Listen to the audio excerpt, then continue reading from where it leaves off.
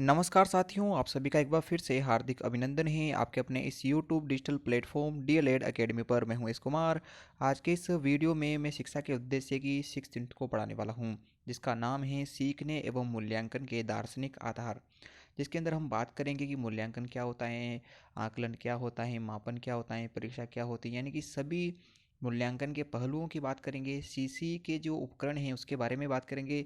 तो ये एक ऐसी यूनिट है जिसको आप अगर यहाँ पढ़ लेते हो तो बच्चे और बचपन में भी मैंने आपको 7वीं यूनिट नहीं पढ़ाई थी, वो इसी पर आधारित थी, तो वो भी आप वहाँ से कवर कर सकते हो। इसके अलावा जो भी यूनिट्स मूल्यांकन के नाम से हैं उसको आप इसी के आधार पर पूरा कवर कर लोगे। तो आपको करना क्या है, तो आप समझिए कि प्रश्न कैसे आएंगे और आपको उनका आंसर कैसे देना है। आप इस यूनिट के बारे में सबसे पहले जान लें कि यह यूनिट 12 अंकों की है, जिसमें से एक बहुचयनात्मक प्रश्न आएगा, एक प्रश्न वन लाइनर आएगा यानी कि एक लाइन वाला, दो प्रश्न आएंगे दो दो नंबर के, और एक बड़ा प्रश्न आएगा। कुल मिलाकर 12 नंबर आपके इस यूनिट से आपको प्राप्त हो जाएंगे। अगर आप इन प्रश्नों को अच्छे से यहाँ समझ लेते हो तो मैं पूरी गारंटी ले सकता हूँ कि इस यूनिट का कोई सा भी प्रश्न आप छोड़कर नहीं आओगे, सभी प्रश्नों को कर लोगे। तो पहला प्रश्न ये है कि प्रकृतिवाद और आदर्शवाद के अनुसार सीखना क्या है। यानी कि सीखने की जो परिभाषाएं हैं, जो छोटे प्रश्न आपके आएंगे वहाँ डायरेक्ट आपसे पूछेगा कि बताइए प्रकृतिवाद के अनुसार सीखना क्या होता है या सीखने की परिभाषा क्या है। तो प्रकृतिवादी दार्शनिकों के अनुसार, जो प्रकृति को ही सब कुछ मानते हैं, उन विचारकों के अनुसार ज्ञानेंद्रियों से जो प्राप्त ज्ञान होता है वही वास्तविक ज्ञान होता है, और पुस्तकों से जो ज्ञान प्राप्त होता है उसके विरोधी ये लोग होते हैं। यानी हम कह सकते हैं कि प्रकृतिवादियों के अनुसार जो ज्ञानेंद्रियों, आँख, कान, नाक, जीभ, त्वचा, इनसे जो ज्ञान प्राप्त होता है वही वास्तविक है। बाकी पुस्तकों से जो ज्ञान प्राप्त होता है वो वास्तविक ज्ञान नहीं होता है। जबकि आदर्शवादी दार्शनिकों के अनुसार, जो आदर्शवाद की विचारधारा को फॉलो करते हैं, उनके अनुसार सीखना एक मानसिक प्रक्रिया है जिसमें शरीर और मन दोनों ज्ञान प्राप्ति में जो है योगदान देते हैं। यानी आप इसको ऐसे याद करोगे कि प्रकृतिवादी ज्ञानेंद्रियों को महत्व देते हैं, जबकि आदर्शवादी व्यक्ति मानसिक क्रिया को महत्व देते हैं, जहाँ मन यानी कि मस्तिष्क और आपके शरीर दोनों का योगदान होता है ज्ञान प्राप्ति के लिए। तो आपको समझ में आ गया होगा कि प्रकृतिवादी ज्ञानेंद्रियों से संबंधित हैं, जबकि आदर्शवादी मानसिक क्रियाओं से संबंधित हैं। ऐसे ही दो चार विचार और हैं, आपको वो भी समझना है। अगला विचार ये है कि व्यवहारवाद और रचनावाद दोनों के अनुसार सीखना क्या है। जैसे वहाँ बात हो गई है प्रकृतिवादी और आपके प्रकृतिवादी के अलावा आदर्शवादी की, तो यहाँ अब बात हो रही है व्यवहारवादी और रचनावादी के अनुसार। तो व्यवहारवादी वैज्ञानिक हुए हैं विलियम किलपैट्रिक। तो इन किलपैट्रिक के अनुसार या व्यवहारवादी वैज्ञानिकों के अनुसार सीखना क्या है। बालकों में सीखना एक क्रिया का परिणाम है। सीखना क्या है, क्रिया का परिणाम है। जो भी क्रिया बालक करता है उसी से वह सीखता है, ऐसा व्यवहारवादियों का कहना है। यानी कि व्यवहार में जो क्रियाएं होती हैं उनसे जो है अधिगम यानी सीखना होता है, अर्थात बालक स्वयं किसी कार्य को करके ही सीखता है। तो ये बात किसने कही है, व्यवहारवादियों ने की। व्यवहार का मतलब होता है कि जो दिन प्रतिदिन आप क्रियाएं करते हो उनसे आपको सीखने को मिलता है, और यही व्यवहारवाद होता है। जबकि रचनावादियों के अनुसार बालक अपने आसपास की दुनिया और लोगों के संपर्क में आता है, फिर अपनी समझ बनाता है और उसी समझ से वो अधिगम की प्राप्ति करता है। तो यहाँ भी दोनों मत हैं कि एक बात व्यवहारवादी कह रहे हैं कि आप खुद करो और सीख जाओगे। रचनावादी ये कह रहे हैं कि जो रचनाएं संसार में पहले से हैं ऑलरेडी, जैसे कि दुनिया, आपके आसपास का जो संसार है, लोग हैं, चीज़ें जो हैं, उन्हीं के संपर्क में आकर आप सीखते हो।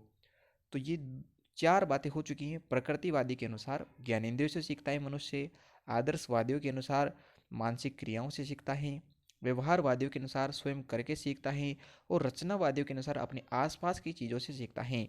और एक और विचार है, वो है बुद्धिवादी विचारधारा।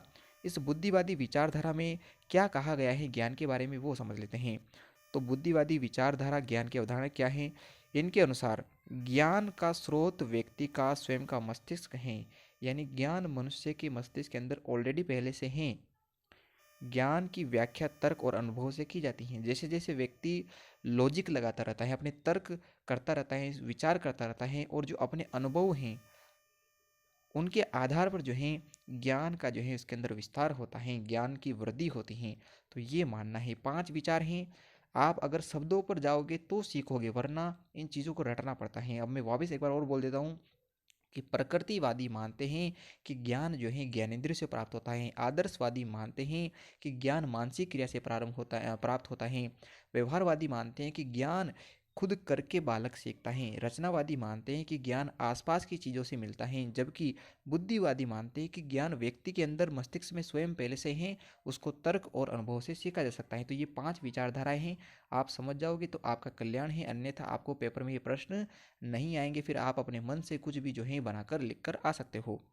आगे देखते हैं कि ज्योति मिथन ज्योति मिशन मिथन जो जियो मिशन जो मिथन है, जियो मिथन सम्मेलन और डेलर कमीशन, ये ऐसे शब्द हैं जो आपने कभी नहीं सुने हैं। मैंने भी जो है ये कभी नहीं सुने हैं, फिर भी आपको मैं बता देता हूँ कि जैसे ये आ जाए तो आपको लिख कर के आना है। तो जो मिथन सम्मेलन और डेलर कमीशन के अनुसार सीखने की अनुशंसा यानी सीखने के बारे में उनके क्या विचार हैं वो आपको बताना है। इन दोनों के अनुसार बालकों में सीखने का तरीका बदला जाए। जो पारंपरिक तरीका सीखने का चला आ रहा है, प्राचीन विद्या है, उनको अब बदला जाए, उनमें परिवर्तन लाने की आवश्यकता है।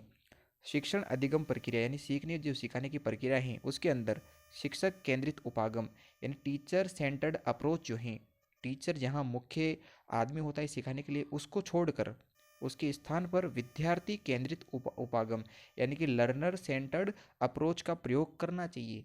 ध्यान यह न दिया जाए कि शिक्षक क्या सिखा रहा है, ध्यान ये दिया जाए कि बच्चा क्या सीखना चाहता है, उसकी रुचि किस में है। तो ये अप्रोच जो है इन दोनों जो है सम्मेलनों और कमीशन के अंदर बताई गई हैं। तो आपको ये याद रखना है। अगला है सीखना एक स्वाभाविक प्रक्रिया है। कैसे आपको बताना है कि सीखना स्वाभाविक रूप से होता है, ये कोई बाहरी किसी अन्य चीज़ों से नहीं होता है। स्वाभाविक का मतलब है कि वो पहले से ही आप में है, आप अपने स्वभाव अपनी आदतों से उसे सीख सकते हो। तो कैसे? क्योंकि जब आप सीखने की प्रक्रिया के दौरान अनुभूतियाँ करते हो, जो आप में फीलिंग्स होती हैं, जो आप एक्सपीरियंस करते हो चीज़ों को देखकर, उनको करके, और जो आपकी रुचि है, आपका जो इंटरेस्ट है और जो आपके सीखने के तरीके हैं, उन सभी सीखने के तरीकों से आप अपने स्वभाव को जनरेट करते हो। आप अपना व्यक्तित्व जो है, स्वभाव को आप ऐसा कह सकते हो कि आपका स्वभाव, आपका व्यक्तित्व कैसा है, वो आपको आपके अपनी फीलिंग्स, आपके एक्सपीरियंसेस, आपके इंटरेस्ट और आपके जो है लर्निंग के वेज, लर्निंग के तरीकों से पता लग जाता है। तो इनका जो प्रभाव है वो व्यक्ति के स्वभाव यानी उसके व्यक्तित्व पर सामान्य रूप से दिखाई देता है। इसलिए हम कह सकते हैं कि जो लर्निंग है ये एक जो है सामान्य स्वाभाविक प्रक्रिया होती है। एक और छोटा सा प्रश्न है कि जॉन डीवी के अनुसार सीखने में यानी लर्निंग में सबसे ज़्यादा जो है महत्व, इम्पोर्टेंस किस चीज़ की है? तो इन्होंने कहा कि जो सबसे ज़्यादा सीखना होता है वो कब होता है? तो 3 चरणों में होता है। या तो आप किसी चीज़ का अनुभव करें, किसी चीज़ को कर कर उसका अनुभव लें, नए नए प्रयोग करें और खुद उस चीज़ को करके देखें। तो इन 3 चीज़ों से आपका जो अधिगम है, आप जो करना चाहते हो वो आपके लिए बढ़ जाएगा। जैसे मैं क्या करता हूँ कि जब भी मुझे कुछ पढ़ाना होता है, पढ़ना होता है, तो मैं उस चीज़ को लिखता हूँ। जैसे मैं आपको यहाँ पढ़ा रहा हूँ तो मैंने स्वयं ने ये प्रश्न लिखे हैं आपके लिए। तो जब मैं इन प्रश्नों को लिख रहा होता हूँ तो इसकी भाषा शैली कैसी होनी चाहिए, कितना शब्द इसमें लिखें और क्या क्या चीज़ लिखें, ये मुझे पता है, तो मैं इसको आसानी से पढ़ा पाता हूँ। तो ये जो है सीखने के अंदर सबसे ज़्यादा महत्व रखता है। एक और प्रश्न होता है कि 8वीं बोर्ड का जो एग्ज़ाम है, जो 8वीं बोर्ड की जो मान्यता है वो कब रद्द की गई? तो आरटी 2009 जब से आया तब से ये कहा गया है कि 8वीं बोर्ड का जो है पेपर अब नहीं होगा। सिर्फ 8वीं में ग्रेड पद्धति चलेगी, जहाँ ग्रेड्स दिए जाएंगे बालकों को, यानी ग्रेडिंग के माध्यम से सीसी प्रणाली लागू की गई और आरटी 2009 के बाद से ही 8वीं बोर्ड की मान्यता समाप्त कर दी गई है। अब लघुतरात्मक प्रश्नों में आ जाते हैं 2 नंबर के और 3 नंबर के प्रश्नों में, साथ ही बड़े प्रश्न भी हम यहीं डिस्कस कर लेंगे। तो लघुतरात्मक प्रश्नों में सबसे पहला जो प्रश्न आता है वो है कि आकलन कितने प्रकार का होता है, यानी कि ऑब्जर्वेशन जो है कितने प्रकार की होती हैं। सबसे पहले जो ऑब्जर्वेशन है, जो आकलन है, वो होता है आपके व्यक्तिगत आकलन। आप इसको असेसमेंट बोल सकते हैं, असेसमेंट होता है इसका मतलब एक एक्चुअल में तो। बट आप जब किसी पर्टिकुलर एक बालक का जो आकलन करते हो, उसकी की जाने वाली गतिविधि के दौरान, यानी शिक्षक आप खुद हो, तो शिक्षक के द्वारा किसी भी बालक के द्वारा की जाने वाली गतिविधि के दौरान जो आकलन किया जाता है उसे व्यक्तिगत आकलन कहा जाता है। अगला है समूह आकलन। अब समूह आकलन क्या होता है कि बच्चों के समूह के द्वारा कार्य करने के दौरान जो शिक्षक के द्वारा आकलन किया जाता है उसे कहते हैं समूह आकलन। अगर अकेले बच्चे का आकलन किया जाए तो वो व्यक्तिगत कहलाएगा, और एक बच्चों का एक समूह बना लिया, उस समूह में कुछ क्रियाकलाप एक्टिविटीज़ करने को दे दी हैं और उन्हीं एक्टिविटीज़ के बाद कुछ जो है ऑब्जर्वेशन किया किसके माध्यम से, गतिविधि के माध्यम से शिक्षक ने, तो वो समूह आकलन कहलाता है। एक होता है स्व आकलन।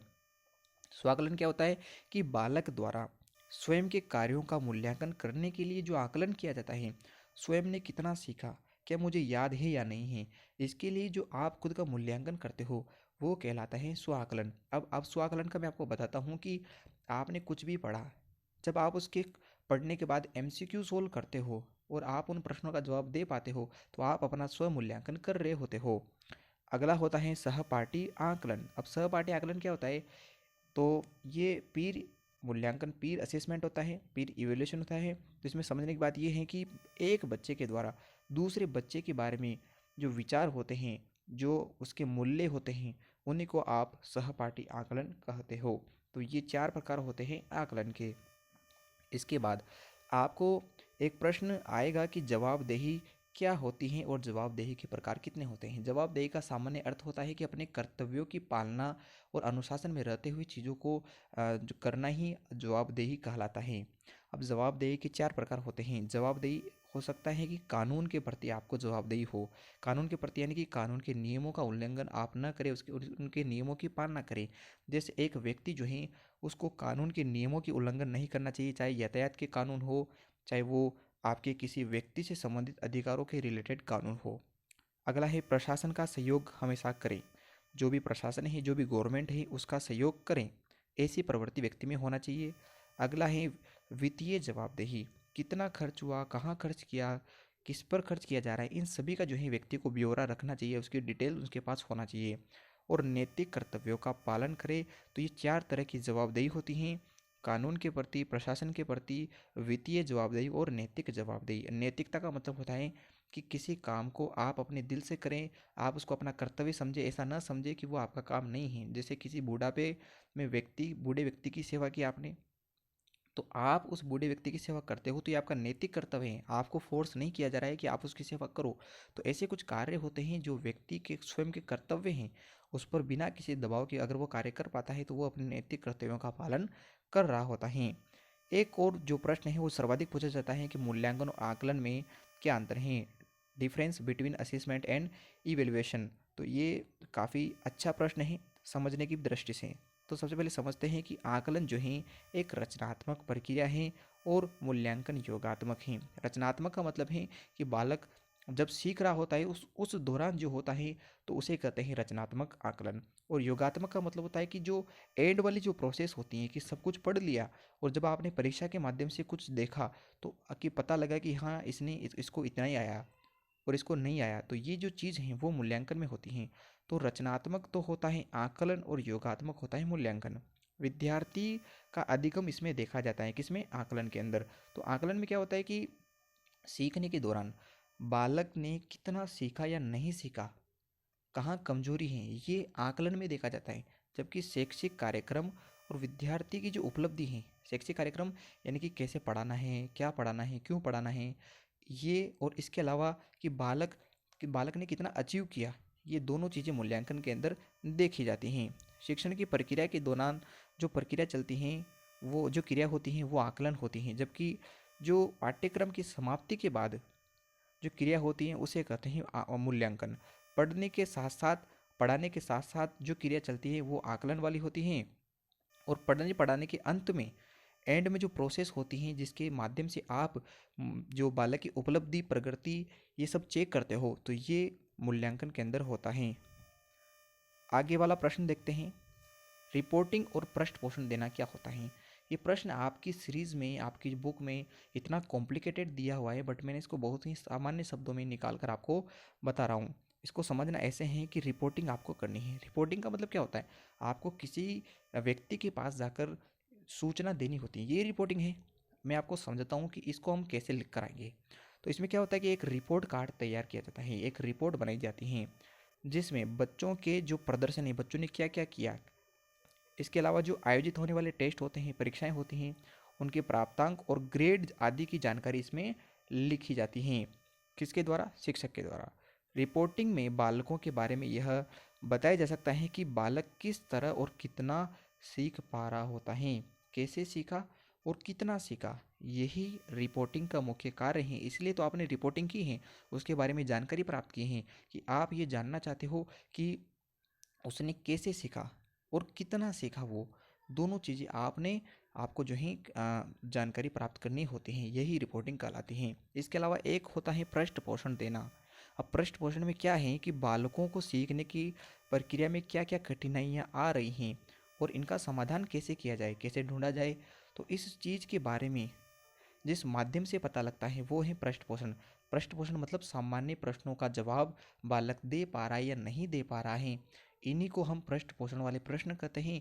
अगर नहीं दे पा रहा है तो उसमें कमजोरी है, उसमें कठिनाई है, उसको कठिनाई आ रही है। और अगर जवाब आसानी से दे पाता है तो उसको कम कठिनाई स्तर है और उसके लेवल को सुधारा जा सकता है। अर्थात पृष्ठ पोषण के प्रयोग से ही शिक्षण अधिगम प्रक्रिया में सीखने सिखाने की प्रक्रिया के अंदर परिवर्तन लाया जा सकता है और बच्चे की उपलब्धि को बढ़ाया जा सकता है। आगे हम देखते हैं ये जो 3 प्रश्न हैं इनका आपको कहाँ से आंसर मिलेगा, मैं आपको समझा देता हूँ। 3 प्रश्न हैं और ये तीनों इतने इंपॉर्टेंट हैं कि ये हर पेपर में आपको देखने को मिलेंगे। 10 के 10 पेपर के अंदर आपको ये देखने को मिलेंगे। पहला प्रश्न है कि सतत एवं व्यापक मूल्यांकन के अंदर रचनात्मक और योगात्मक मूल्यांकन क्या होता है। तो मैंने आपको ये चीज़ें पढ़ा दी हैं। कहाँ पढ़ाई है तो मैं आपको बताता हूँ। तो मैंने जब आपको बच्चे और बचपन पढ़ाया था उसके अंदर ये मैंने आपको पढ़ा चुका हूँ, रचनात्मक योगात्मक मूल्यांकन। तो आप वहाँ से पढ़ सकते हैं। इसके अलावा सीसी के जो महत्व हैं और आवश्यकता है मैं अंग्रेजी के उस वीडियो में आपको अच्छे प्रकार से पढ़ा चुका हूँ कि सीसी के एडवांटेज क्या हैं, सीसी के जो है इंपॉर्टेंस क्या हैं। मैंने वहाँ अंग्रेजी लिख रखी थी प्रश्न में, परंतु जब मैंने उस प्रश्न के अंग्रेजी वाले वर्जन का हिंदी में अनुवाद किया था तब मैं उन चीज़ों को बोल रहा था। तो वही चीज़ें आपको हिंदी में लिखनी है। जैसे कि सीसी का मुख्य काम है कि बालकों को भय मुक्त वातावरण दे, तो मैंने वहाँ सब बोला है। आपको वो अंग्रेजी वाला 2 नंबर वाला वीडियो देखना है सीसी का, उसमें से आपको ये तीनों प्रश्न वहाँ मिल जाएंगे। इन तीनों प्रश्नों का मैंने वहाँ हिंदी में अच्छे प्रकार से समझाया हुआ है। दोस्तों एक चीज़ समझने की बात यह है कि सीसी के प्रश्न जो हैं चाहे अंग्रेजी का हो चाहे हिंदी का हो, चीज़ें सेम हैं। अगर मैंने प्रश्न को अंग्रेजी में लिखा है तो हिंदी में व्याख्या भी तो कर रखी है, तो आप उनको वहाँ से समझे कि चेकलिस्ट क्या है। मैंने वहाँ बता रखी है कि चेकलिस्ट क्या होता है, पोर्टफोलियो क्या होता है, एनेक्डोटल रिकॉर्ड क्या होता है, ग्रेडिंग क्या होती है, सब बता रखा है। फिर आप किस बात की वजह से इस जो यूनिट है इसके बारे में इतनी चिंता कर रहे होते हो। जो चीज़ें अंग्रेजी में वैसी हैं तो हिंदी में भी तो सेम है। पोर्टफोलियो एक कलेक्शन है, एक समूह है जहाँ बालकों के जो कार्य होते हैं उनका विवरण होता है। तो यही मैंने वहाँ हिंदी में भी बोला है और अंग्रेजी में भी बोला है। तो आप हिंदी के पेपर में हिंदी वाली लाइनें लिख लो और अंग्रेजी वाले पेपर में अंग्रेजी वाली लाइन लिख दो, दोनों चीज़ें आसान हैं। तो ये तीनों प्रश्न आप उस सीसी वाले वीडियो से देख लोगे, उसका लिंक मैंने डिस्क्रिप्शन पर दे रखा है। इसके बाद आज का और इस यूनिट का जो सबसे इम्पोर्टेंट प्रश्न मुझे लगा इस साल के आने के लिए वो है कि परीक्षा मापन मूल्यांकन में क्या संबंध है और परीक्षा और मूल्यांकन में जो है आप अंतर बताइए। तो सबसे पहले समझते हैं कि परीक्षा मापन और मूल्यांकन आखिर किस प्रकार से काम करता है।